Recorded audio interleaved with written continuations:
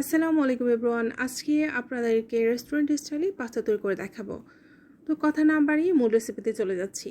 প্রথমে আমি একটা প্যানের মধ্যে 1/4 কাপ পরিমাণ সয়াবিন তেল দিয়ে দিচ্ছি। এখন তেলটা গরম হতে হতে আপনাদেরকে আমি ভেজিটেবলগুলো দেখিয়ে দিচ্ছি। এখানে আমি বাঁধাকপি কুচি নিয়েছি, তারপর হচ্ছে গাজর কুচি নিয়েছি, বরবটি কুচি, ক্যাপসিকাম, কাঁচামরিচ কুচি, রসুন কুচি আর হচ্ছে চিকেন সসেজ নিয়েছি। তো প্যানের মধ্যে আমি 1/4 টিস্পুনের মতো রসুন কুচি দিয়ে দিলাম। এখন এটা ব্রাউন কালার করে ভেজে নিব।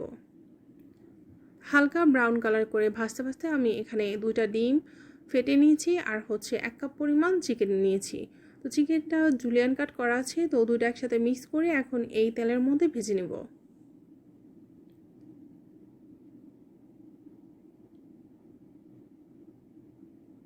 চিকেনটা সেদ্ধ হওয়া পর্যন্ত আমরা ভেজে নেব। তো চিকেনটা কিন্তু সেদ্ধ হতে খুব বেশি একটা সময় লাগে না। এখন আমরা এই পর্যায়ে যে ভেজিটেবলগুলো দেখিয়েছিলাম সেগুলো সবগুলো এখানে অ্যাড করে দেব।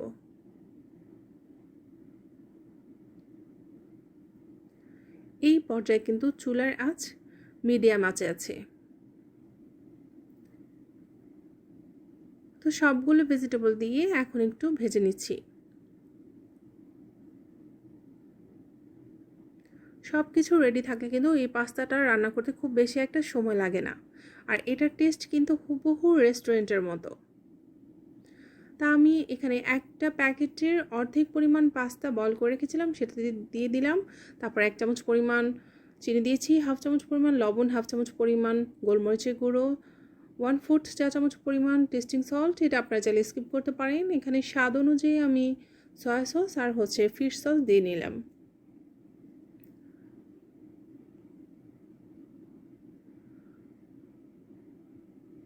তো রেস্টুরেন্টে কিন্তু টেস্টিং সল্ট ইউজ করা হয়, আপনারা চাইলে এটা স্কিপ করতে পারেন।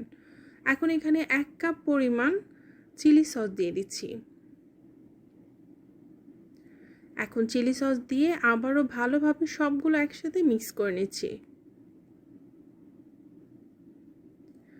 তারপর এখানে অ্যাড করে দিব অরিগ্যানো, সামান্য পরিমাণ অরিগ্যানো দিব আর 1 চামচ পরিমাণ ঘি দিয়ে দিব। ঘিটা দিলে এটার ফ্লেভারটা অনেক সুন্দর আসে, তাই চেষ্টা করবেন আমি যেই উপকরণগুলো দিয়েছি সেগুলো সবগুলো রাখতে।